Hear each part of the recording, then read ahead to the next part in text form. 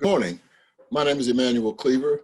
I represent Missouri's 5th Congressional District in the United States Congress, and I'm the former mayor of Kansas City throughout the 1990s.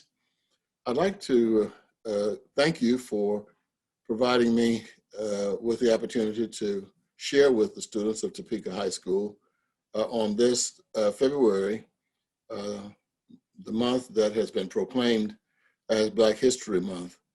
Let me just begin by sharing with you how I arrived at a point where I became somewhat obsessed with Black history. Every now and then, I allow my mind to just kind of float out on the wings of imagination. And on that trip, not drugs, but it's just inside my head. So when I say trip, don't start tripping. So here it goes. I sit around and I wonder, what if I had not come into existence? What if there had never been an Emanuel Cleaver? Well, I was the first African-American mayor, so I'm not sure what would be on the table right now in Kansas City, but that was a monumental experience for me. I go further and say, well, what if I had not come into existence, period?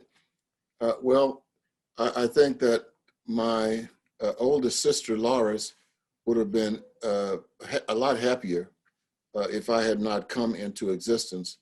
When she first became old enough to go out on dates, if the young man who picked her up was in a car, I had to go with them.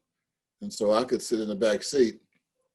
And so I used to, on Thursdays, say, who are we going out with tomorrow night?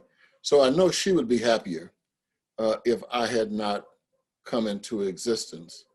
Then I think about my 10th grade year. Well, the summer after my 10th grade year, so I was actually a junior. And that summer I worked for the Barnes Maintenance Company in Wichita Falls, Texas. This company had a contract to clean up the Strategic Air Command base, which was at Sheppard Air Force Base, Wichita Falls, Texas. And so back then, these bombers would take off every day for Russia. They'd be called back, and they spent the night, I think 3 nights a week for each individual to be ready for what might come in the way of a threat from Russia. And so I cleaned up that Air Force base dormitory, if you will, underground. And I really was the most important person in the whole state of Texas because I had a badge. They gave me a badge, had my name on it, not to be confused with any other badge wearer. I was a badger. And so I cleaned up the Air Force Base for the company, and I did a pretty good job. Well, one Saturday night, as I was getting ready to go to Billy Vasher's party, you don't know Billy, but I was getting ready to go to Billy's party, and the telephone rang, and my dad answered the phone, and I was ready to step out of the door. I had already put on my khaki pants and my pink banlon shirt, and I had pink socks to match. And I had put some JD's cologne behind my ears. Man, JD's was the hottest thing going. And so you could smell me only about 1.5 blocks away. So, I mean, I was ready to go. And my father hung up the phone and walked back into my room. I was the only of the 4 children that had a room. My 3 sisters had a room to themselves. So my father comes back and he says, that was Mr. Barnes on the phone, and the person who was supposed to clean up the JCPenney store didn't show up. And he wants you to come down and clean up the store tonight. I was so angry. I mean, I was furious.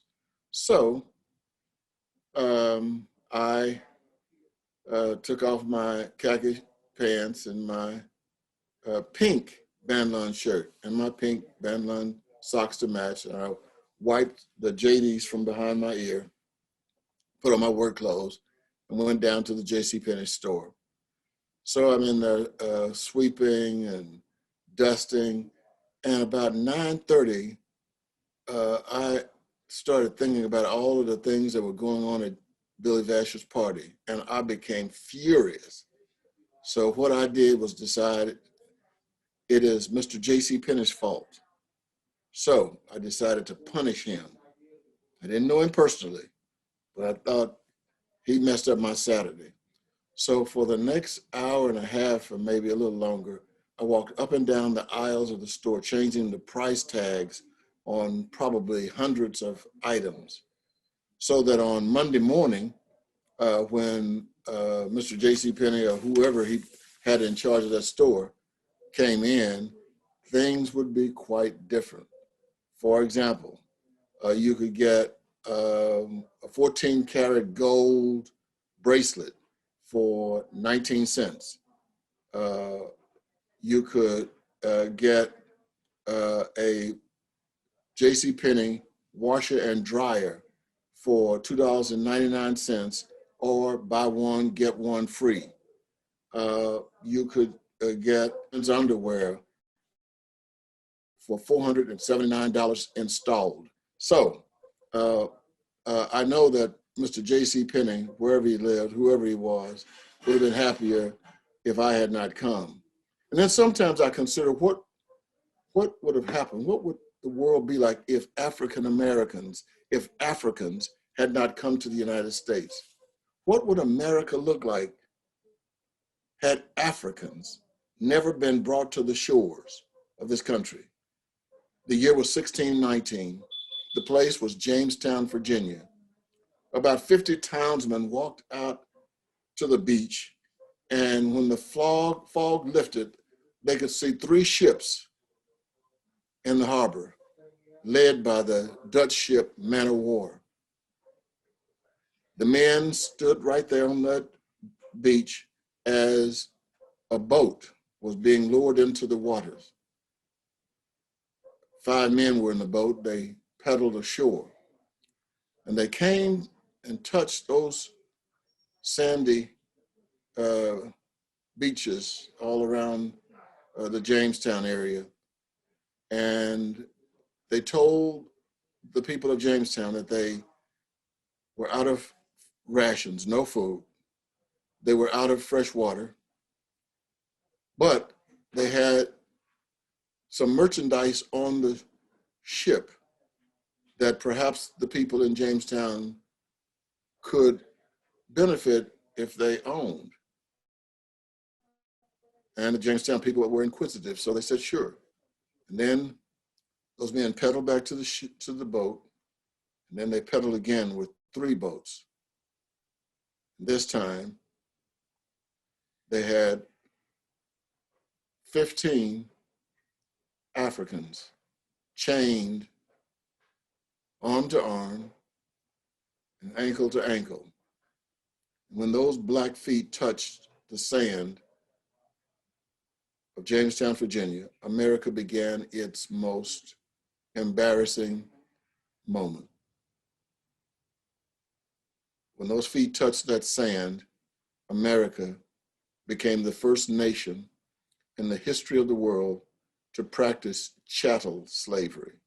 Now, chattel slavery means that the slave has absolutely no rights whatsoever. And that's where it began.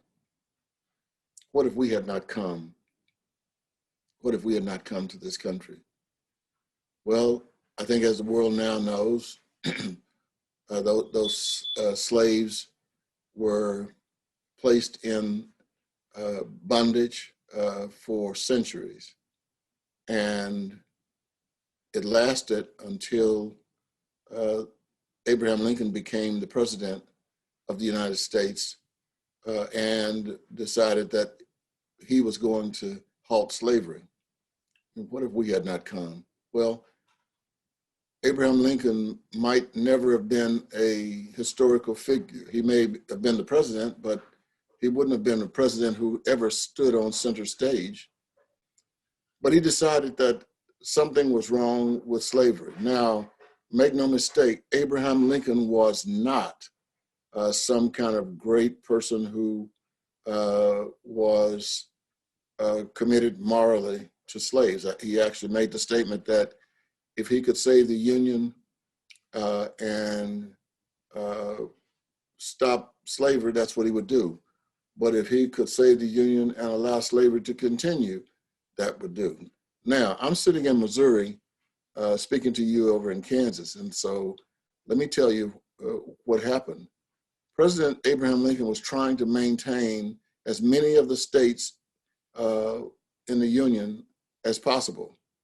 And so he made a deal with the people of Missouri, the government of Missouri, the governors of Missouri, the members of the Missouri General Assembly. And here was the deal. We will allow Missouri to keep their slaves if they will commit to remaining in the Union. And that deal was also made with Kentucky. And so people often wonder, well, why was Kentucky, which is a southern state, not a part of the Confederacy because of the deal made with Abraham Lincoln? Missouri is the same way. Missouri kept slaves. Kansas, on the other hand, was a free state. And so back in the days before global warming, the Missouri River would freeze, and it would freeze so hard that the slaves could escape, and they would slide across the Missouri River in the dead of winter. And they built their own little town. It's called Quindaro. And so if you have a field trip at some point, you might want to come to Kansas City, Kansas, and there are individuals who will take you to that freedman's town called Quindaro. The remains of the shacks are still there. The men and women from Missouri who could slide across the frozen Missouri River built those shacks, and they lived there. It was their home because they could not, of course, live in Missouri. And so Missouri had slaves that worked in the tobacco fields and in the corn fields. And it was a very lucrative business for the men who owned those slaves, because just think about it. If you had about 15 or 20 people working for you and you didn't have to pay them, and you only had to give them enough food to allow them to maintain enough strength to do the work, you could make a lot of money. So what if we had not come? What if we had not come? I wonder if we had not come, who would have built the United States Capitol? A lot of attention has been paid to the United States Capitol over the past 2 weeks because of the January 6th attempted coup d'etat. But it's not known, at least widely, that slaves built the United States Capitol. And in the Capitol Visitor Center, there is a plaque on the wall saying that this plaque recognizes and honors the African-American men and women, mainly men, who built the United States Capitol. What if we had not come? What if Africans had not come to these shores? Well, if we had not come, I wonder who would have been the person to create the lubricant that allows trains to go great distances without stopping to be cooled down from a water tower. If you see these old movies, you'll find that when they show the trains coming, the trains would stop and somebody would pull a rope and water would come down from a tower to cool the engines. Well, an African-American man by the name of Elijah McCoy, look him up, Elijah McCoy, he came up with the lubricant that allowed a train to go from the East Coast all the way to the West Coast. They didn't have to be watered down to cool off. And so as trains began to stretch across Europe, the Europeans wanted to figure out how they could get this lubricant. And so some people had come up with a lubricant that they thought they could sell over in Europe. It was a generic, and so they went over and said, hey, we have this lubricant. Well, when the Europeans began to test this lubricant that they purchased, they said, oh, no, no, we're not going to buy this. We want the real McCoy. Yeah, that's where that phrase came from. The real McCoy. But what if we had not come? What if we had not come to the shores of this nation? Who would have brokered the first peace deal between Israel and its Arab neighbors? I mean, who could have been that competent in international affairs and who could move between two sides and get them to agree? Ralph Bunche is his name, an African American.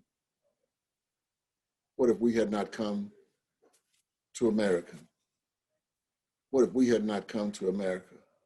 Well, I was thinking about this earlier. You know, long before there was a person called General Colin Powell and General Lloyd Austin, who is now the Secretary of Defense, the first African American to have that particular position. What could have happened even before the 20th century with African Americans in the military? Well, I've got the answer to you.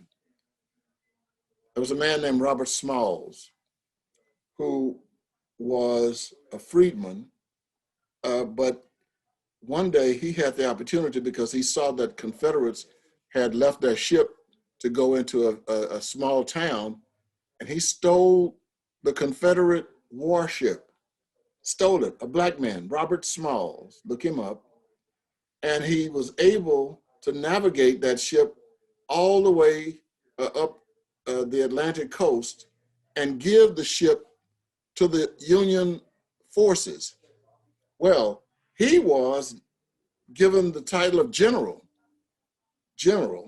Robert Smalls, a black man, long before anybody of color had that kind of a position.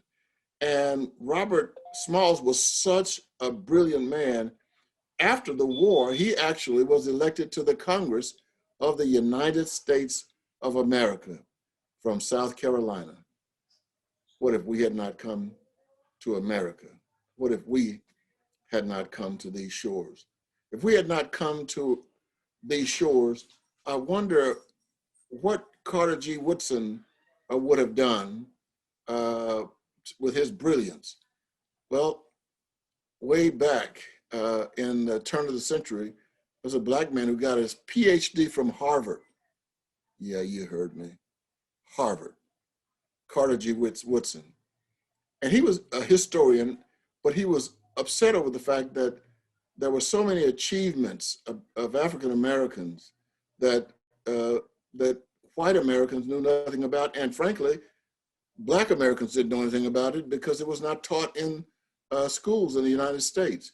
I mean, nobody had studied in world history Timbuktu, which was a great African civilization 2,000 years ago, where the sophisticated leaders of that country were so powerful and intelligent. They had two universities 2,000 years ago in Timbuktu.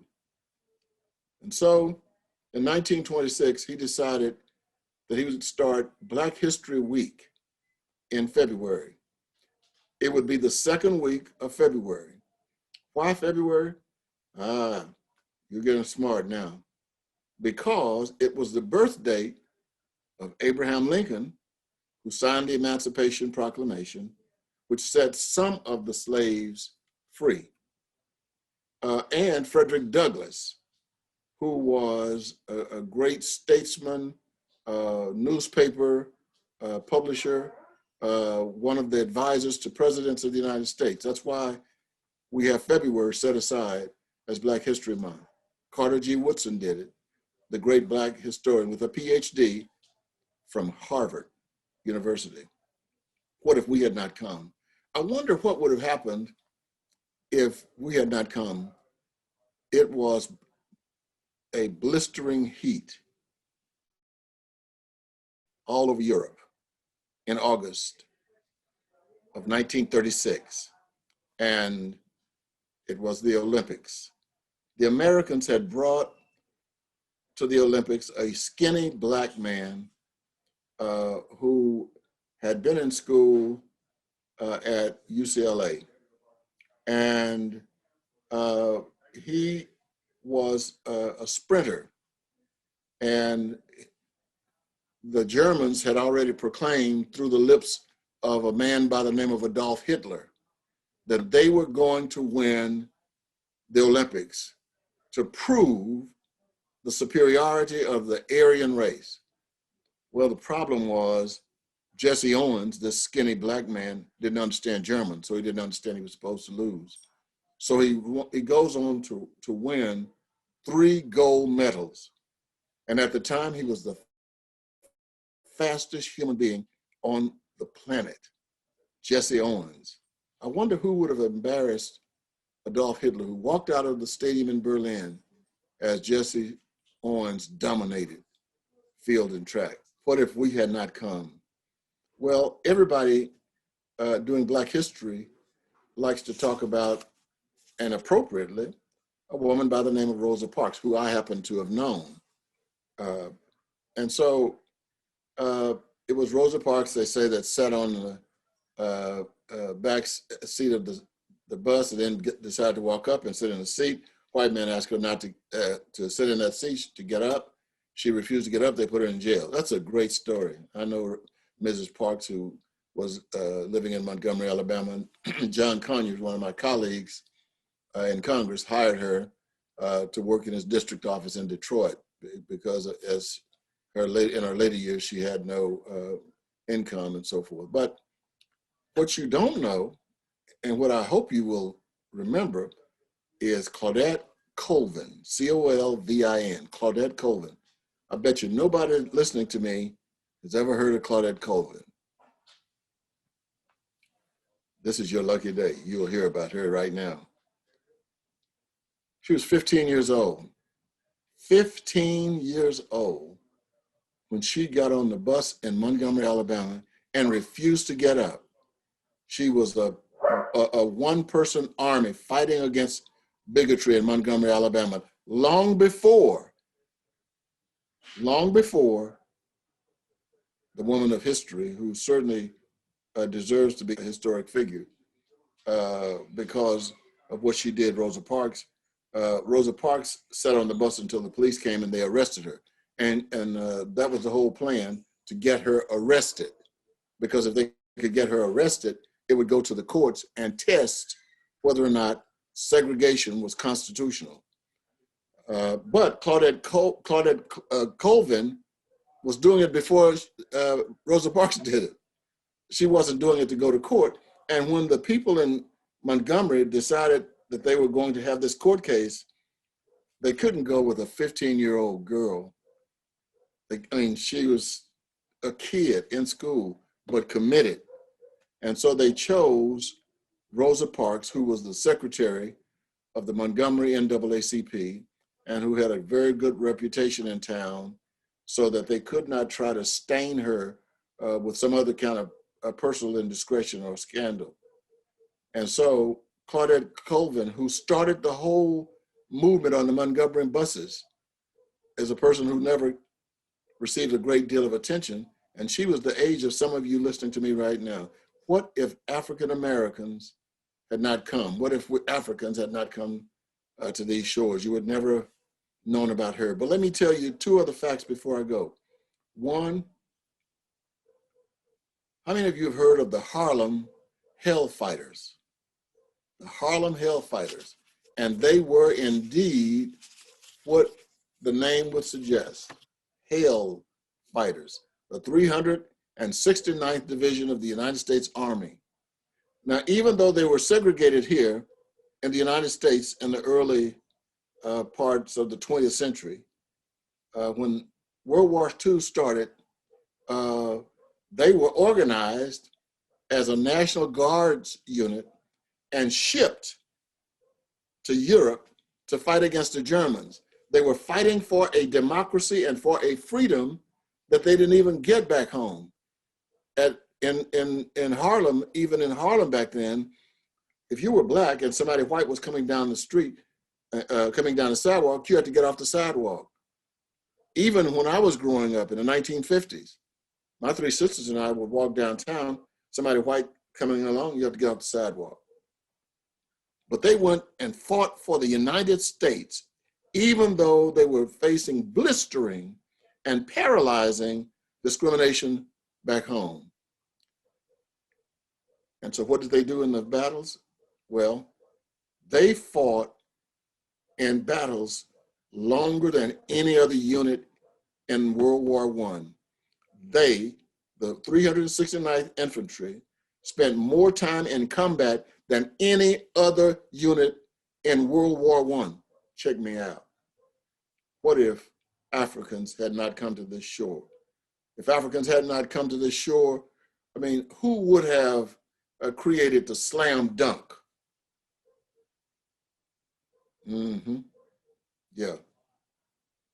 Kareem Abdul-Jabbar. If we had not come to these shores, I mean, there would have been no musical nobility, no count, no king, no queen, no Michael of Jacksons, if we had not come to these shores. So, what if Africans had never been brought to these shores? This nation would look quite differently than it does today. And the contributions of African Americans would just be something that never took place. America would not be as rich as it is today, but for the fact that in 1619, Africans were brought to these shores. And so your mission, should you accept, is to go out and find out as much as you can about American history, but an American history that includes the lives and the works of people of color, like African Americans. And you can ask yourself the question, what if Africans had not been brought to these shores? What would America be like today? Good to talk with you.